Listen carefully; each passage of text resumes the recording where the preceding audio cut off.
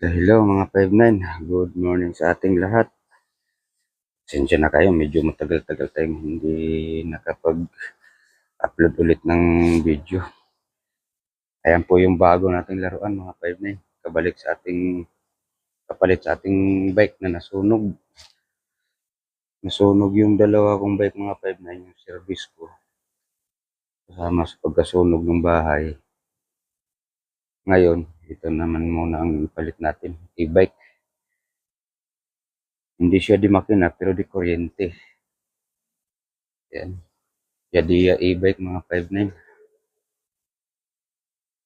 Yan yung bago nating laruan mga 59.